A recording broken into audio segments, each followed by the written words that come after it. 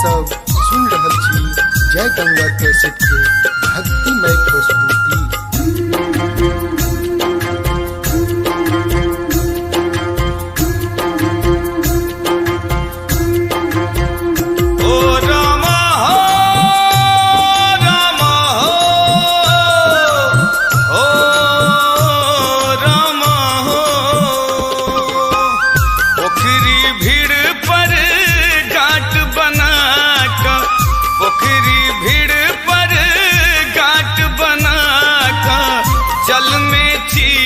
हम ठारियो जल में छी हम ठारियो उगुयो उगु दीनानाथ देव दूधक धारियो उगुयो उगु दीनानाथ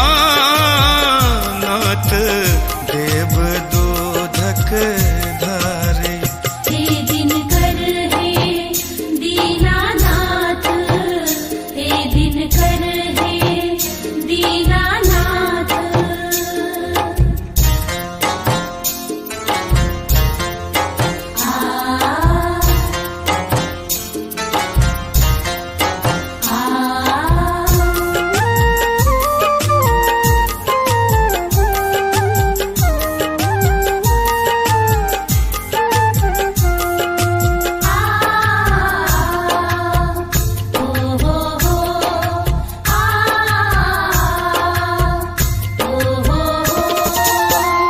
चार पहर हम जल थल से बोलो आदित्य हो न सहायो